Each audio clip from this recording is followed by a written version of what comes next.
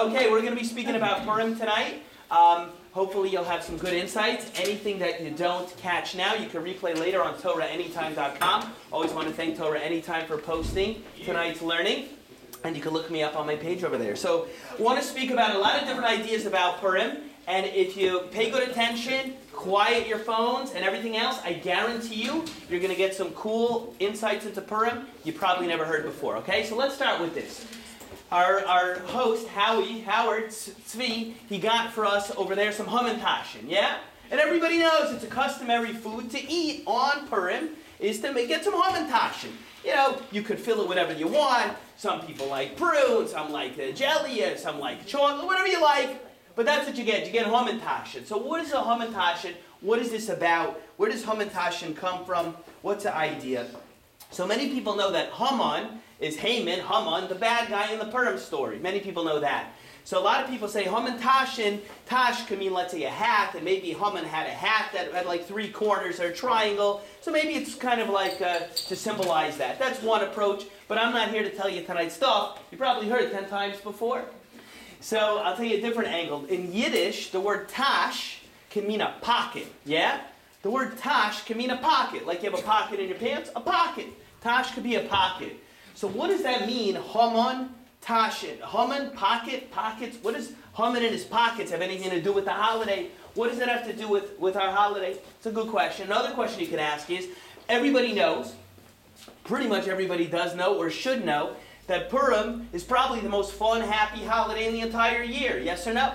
Purim's fun. Purim's happy. If you had to come up with a word to explain what is Purim, probably say happy, happiness, simcha, joy. That's probably Purim. Yeah? It's not somber. Joy, happy. So maybe, what does that have to do with anything? And somehow hamantashen have anything to do with that? So listen to an answer that I saw brought down in the Sfarim. The Torah commentary states very interesting. If you look at the Purim story carefully, if you know the story, you know that Haman was a really bizarre character. On one hand, he was probably the second most powerful, influential, well-connected person in the entire world.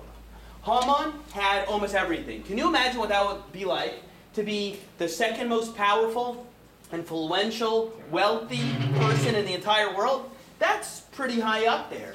But if you read the Megillah, you'll see that that Haman was an absolutely miserable, unhappy person. Did you know that? Haman was a misery to be around. Now, I mean, I can promise you, I'm already a pretty happy guy. Make me the second wealthiest person in the world, and I'll do a lot of mitzvahs with that money. I'll be very happy, even happier than today, if such a thing could be. Okay? But he was a misery. Why was he a misery? He was a misery. The Torah says he was a misery because that there was one Jew in the world, one Jew, Mordechai, who wouldn't give him respect, wouldn't give him honor. You hear? One Jew in the world wouldn't pay attention to this guy and wouldn't treat him the way he wanted. And because of that, he says in the Megillah, all of this that I have is like nothing to me. It's meaningless. So you think this guy's mentally ill. You know, if you have that much, and one person who happens to be from a minority doesn't respect you, look up to you, you're going to be miserable? What's the matter with you? Who cares about it? It's like a mosquito. Well, you're going to pay attention? What's that about? So listen to this, and it's a tremendous insight into what is the concept of simcha, happiness on Purim, and what does this have to do with hamantashen? Listen to this. Haman and tashen, some want to say as follows, because the way it goes is like this. In life, the Torah says you have to learn how to generate your own feelings of self-esteem. You have to feel good about yourself as a Jew and as a human being because of who you are and what you do. You're a child of Hashem. You're a child of God. And what other people think of you and how they react to you and how they respond to you, it's nice if people like you. It's nicer if you have more friends than less. People respect you more than less. That's all good. It's nice and fine. And what kind of normal person would want to be disliked? That's not normal. But the real truth of the matter is that we have to learn as human beings to be able to experience joy and happiness and feel good about ourselves irrespective of the affirmations that come to us from the outside. You hear what I'm saying? So what happens when your feelings of feeling good about yourself are contingent upon somebody else liking you, admiring you, respecting you, complimenting you, kissing up to you, anything in between? You know what happens? You're always in their pocket. You hear me? Listen well what I'm saying. I'm going to repeat it. If I will only feel good if you like me, or if you compliment me, or you look at me in a certain way, that's what I perceive, you own me. You own me. You absolutely would own me. You know why? I'm in your pocket. Because I need your kavod, your acknowledgement, your honor and recognition to feel good about myself on a daily basis. Now, we all know, at least intellectually, that's a sick way to live. But sadly, too many people out there in contemporary society, hopefully nobody in this room, but is plagued with this malady, that we don't feel good about ourselves on a daily basis because we're waiting for other people out there to give us the affirmations we want. So what's the story? Why is it called hamantashen? So someone explained a beautiful answer. It's because the Jewish people had Haman in their tashen. We had Haman in our pockets, yeah? Because as long as there was one Jew out there, one person out there that didn't respect him, he didn't feel good about himself. And so Purim is a time of year when we work on the inyan, the concept, to focus on trying to work on happiness, internalize what is true joy, what is true simcha. That's something we have to work on. And when it's something we come to work on, come this time of year, we have to know with a crystal clear clarity that we have to develop healthy feelings towards ourselves, that it doesn't matter. And it shouldn't matter to us what everybody else thinks or doesn't think. We have to feel good because we do what we're supposed to. And we feel good about ourselves. And I'll tell you something very straight. I mean, I'm just going to be blunt. You know, a lot of people having nice beer, wine. You know, I've just been drinking a bottle of water. But I'm going to tell you the truth. All confessions, I need no l'chaim to tell you the truth. I'm meeting a lot of new people tonight, many of whom never heard me say a Torah class before. I hope you find what I'm saying interesting. If not, it's not going to affect my feelings at all. I'm fine. I'm going home tonight. I still feel just as good, you know. People sometimes say, thank you, Rabbi Bregman. I love the class. I say, thank you. And I'm happy because I want people to enjoy Limud Torah study. But if you don't, it's okay. I'm just going to be just fine tonight. You can't touch me. You understand what I'm saying? I feel good about who I am because I measure my feelings of self-worth vis-a-vis a standard that I can control. What's a standard I can control? Extent to which I fulfill what HaKadosh Baruch Hu wants of me, what God wants of me. And if I'm able to do that, then I think I'm fulfilling my potential, and you know what? I'm fine. You like me? I like you. I like you. I hope you like me back. But if you don't, you don't. Life is going to be fine. Okay? So that's the first thing I wanted to speak about tonight. Hamantashen, and working on what is true happiness. Because remember now, you'll never be a person who's truly besimcha happy as long as you're dependent on somebody else. I'll tell you one last thing, and I think it's pretty sad. There's some people, they post things, for example, on like Facebook, and they check every 5 minutes to see did somebody like it. Like you put a picture of your socks up there, okay? And your cat, that's also called socks, you know? Your socks playing with my socks, you know? And like, how many people like it? And like, oh, I feel good because they say yes. And no. How about you do something worthwhile? You know what I'm saying? People appreciate it, yes. If not, they're sick. Okay, so whatever, you know? Something to bear in mind. Now I want to take a Purim in a different direction, tell you something else that maybe you haven't heard before also, yeah? Tell you a different angle about Purim. If you look in the Jewish holiday cycle, there are two holidays that part of the customary observance is to spin something. There's two holidays when the custom is to spin something. What are those two holidays? Hanukkah and Purim. Hanukkah and Purim. Who says this? A sefer called the Tami HaMenhagim. Classic Torah commentary brings this in a section on Hanukkah. But I'm not going to give you all the sources tonight. All the sources inside, I can give you that later. Hey, welcome. You came right in time. The question we just said is there's two holidays in the Jewish calendar that involve spinning something. Hanukkah and Purim. Okay? On Hanukkah, we spin the dreidel. Everybody knows that. There's even little English songs, even if you didn't grow up religious, you know that. And what's the other holiday we spin something? Purim. And what do we spin? We have a grogger, yeah? Okay, that's two holidays spinning. Customs to spin things. Okay, so far so good. So what's that about? And what's the difference between them? And is that a coincidence? Huh?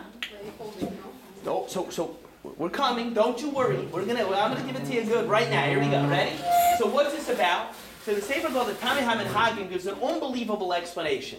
And it's based on a concept which is really a mystical concept, but this is in plain English in Brooklyn tonight. This is what you have to know about this idea, okay? What is the idea? There's some times in life that Hashem himself actually does something, triggers something, which causes an awakening and an inspiration for the Jewish people, and Hashem himself initiates it, and then we experience that, and then go from there. There's other times the Torah says that we ourselves are not sitting back and waiting for Hashem to do something miraculous for us. We ourselves have to step up to the plate and do it and make it happen. And we do that, and then he sees our effort and our sacrifice, and he mirrors it, and he responds in kind. Those are the two different ideas. Says the Sefer Tameh HaMenhagim. If you look at the dreidel, the Hanukkah story, the way the miracle worked is the Jewish people were doing what they were doing. The miracle was triggered by Hashem above, and that's reflected in the fact, like a dreidel, which we spin, is spun from above. But the Purim story operates on a totally different spiritual plane. We ourselves, the Jewish people, stepped up to the plate. We did tshuva, we repented, we came back to Hashem. The Gemara says that we accepted upon ourselves the Torah on par with how we did at Mount Sinai, even though it was many years later. It was an acceptance of Torah on ourselves, like Mount Sinai, or even greater. We stepped up to the plate, we grew, we pushed, we did tshuva, and Hashem himself reacted in kind and spun, so to speak, afterwards. We did the spinning from the bottom, and then he reacted and created and triggered the miracle from above afterwards. Interesting, yeah? That's dreidel, that's Purim, and that's Hanukkah, yeah?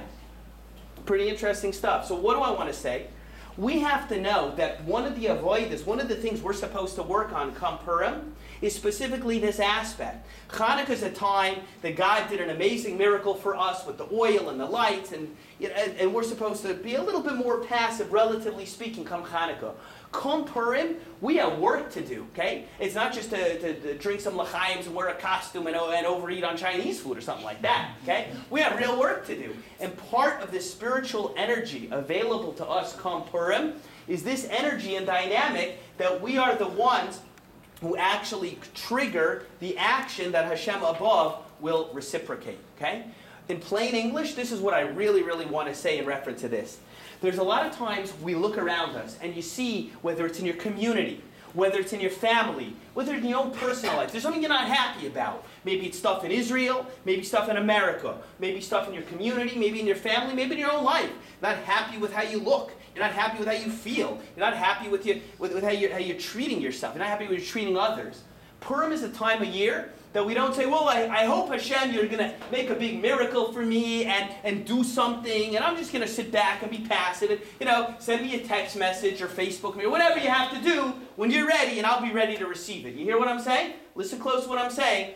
This is not the time of year for that. This is the time of year when we have to step up and say, you know what? Hashem, I know you're going to help, but until you're going to help, I'm going to make like you're not going to help.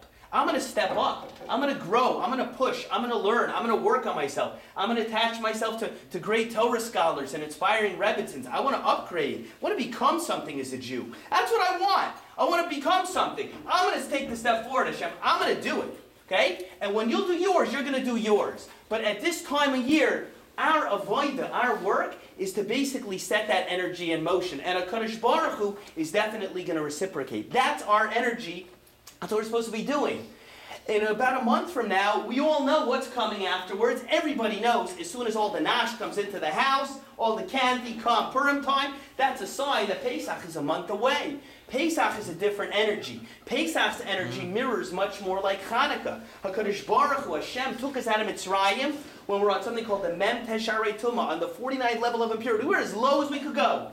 And Hashem took us out, and He gave it to us like a present, almost similar like to the Hanukkah energy. He gave it to us as a present, and then we had to use the next 49 days of the Sphira period to earn it and re-earn it to get ready for Mount Sinai. You follow what I'm saying? So Pesach will be back more like to the Hanukkah dynamic, yeah? Hashem allows you to, He gives you something as a gift. You know that's why Pesach's called Pesach? Pesach means to jump over, to skip over. You ever think what that's about? What is that even about? Every holiday has a name, okay? Everything has a name. The name, the Torah says, is its essence. So the name is the essence. Pesach is to jump over, skip over. What's that about? What about freedom? What about a name of a holiday, freedom or redemption from slavery? The essence of Passover is skipping over? What are you talking about? That's it? Jumping over? Like, jump things? Yeah, that is it. That is the essence of Pesach, because come Pesach time, Hashem allows you to skip over the levels of work that you didn't do, that you didn't get off your couch, literally or symbolically, and do it. Hashem gave it to us as a present. We skipped over levels. He gave it to us as a present spirituality come Pesach, and then we do the work afterwards, and then we keep going, and then we have to earn what He gave us as a gift. But right now, Purim time, that's not what we're supposed to do. Right now, we're supposed to push and grow and accomplish. A lot of people I know that want to be successful, so lazy, don't do anything about it. You know what I mean? People say, I want to be great, I want to be successful, I want to accomplish. Yeah? Well, you don't love the desire to accomplish as much as you love the desire to sit on the couch. You know what I mean? So, this is the time of year to put things in motion. And Hashem is going to help, but until He helps, so to speak, meaning until He comes and delivers you from it, this is the time of year to put that energy into motion. A lot of things I was writing on this little piece of paper when I was sitting back in my car before I was able to come out today. But I want to speak about the concept of not causing pain to people and causing and increasing the feelings of brotherhood, which is also a theme at this time of year. Listen well. There's a midrash that says, you want to know the exact source? Ask me later. I'll give it to you the exact place in the midrash. The midrash says like this. There's a connection between Yaakov and Esau. There's a connection between them, Yaakov and Esau, and something that happens with Mordechai and Shushan and all of this. What's the connection? The Medrash says that what happened, if you look in the Torah, is that when Yaakov gets the Bechorah, he gets the birthright, he gets the blessings, he gets all of this from his father Yitzchak, Esau freaked out. Okay? Esau got very, very, very upset, and he screamed, and he cried, and he let out an enormous yell. That's what it says in the Torah. That's on me, that's on a Midrash, that's just what it says. He let out a great cry. On those words, the Midrash says something that's connected to Purim. What does that have to do with Purim? Listen to this. The Midrash says, because that Esau felt tsar, Esau felt pain, emotional pain. He was hurt by what had happened with his brother Yaakov. In the future, it was going to play out that we had to suffer in the future. Esau is the ancestor of Amalek. Amalek is that horrible nation of anti-Semites that have made trouble for us throughout history. Haman comes from Esau, Amalek, okay? So, because Esau felt pain and tsar and emotional upset, he was hurt back then, what happened with his brother. So, because of that, Haman, in the future, was going to cause pain for the Jewish people and Mordechai and all of us back in Shushan, Habirah, the capital, over there. That's what the Midrash says. So the famous question asked on this Midrash is, but wait a minute, it's not my fault. It's not my fault, the Jewish people could say. I mean, Esau didn't want the blessings. He didn't want the spirituality. He wasn't interested in working in the Beis HaMikdash one day, the Holy Temple. He didn't want Olam Haba. He didn't want all this. And so Hashem basically maneuvered the situation that Yaakov should get the spirituality because the brother wasn't interested. And this is what God wanted. And that's what Rivka, his mom wanted, and that's what Hashem wanted. It was meant to be. So I have a question. It's a good question. Why is it that the Jewish people had to face near annihilation in the Osid in the future? You hear me? Why do we have to face near annihilation in the future? Because Yaakov got the blessings that were really intended, supposed to be coming to him anyway. So the fact that his brother, it's like a kid says, I don't want to go to bed. I don't want to go to bed. I don't care if you punish me. I'm going to take away your chocolate. I'm going to take away your toys. I don't care.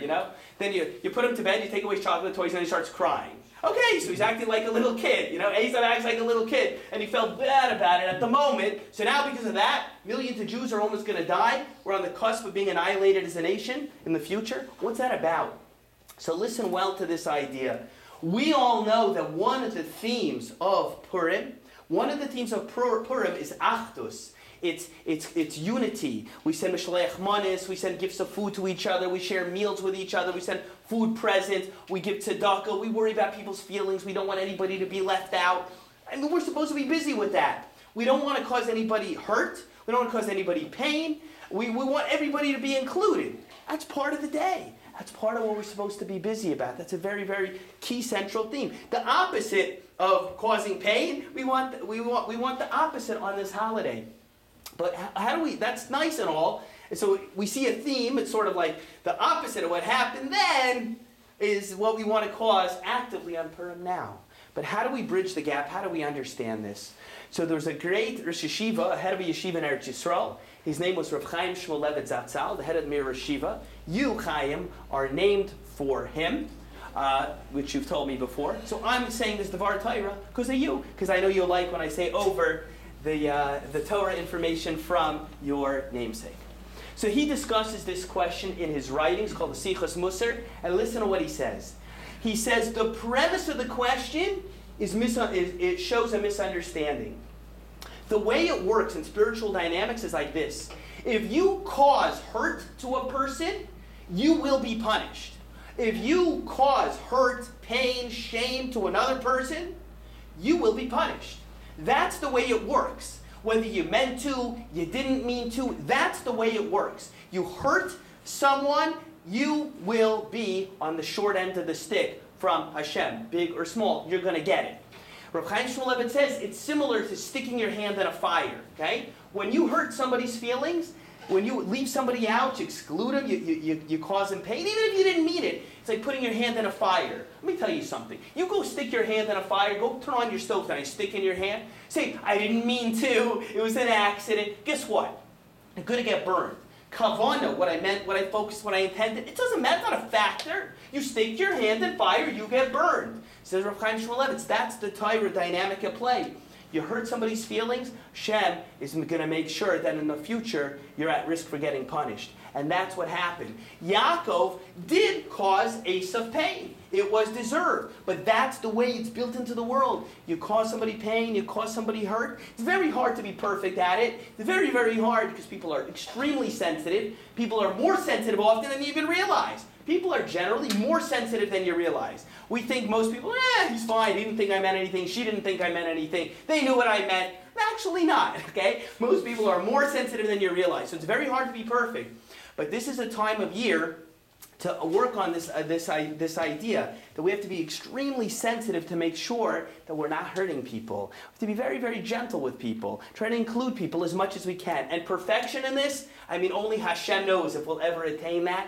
It's hard to measure, but that's something we have to be focused in on very, very much. There's much more Purim Torah I could say, I want to say, I thought to say, but I think for now, before the pizza gets hopefully not any colder, hopefully you'll enjoy. I appreciate everybody's being here. If anybody watching this video on Torah Anytime or elsewhere in this room wants to follow up with me, just send me an email. My email is director@jeln.org. Also, if you'd like to get involved with Rage, I'd be happy to put you in charge with Ms. Abigail. And I thank you very much for being here. I wish everybody a beautiful, happy, uplifting, with all the other things we said, happy Purim. And thank you so much for being here.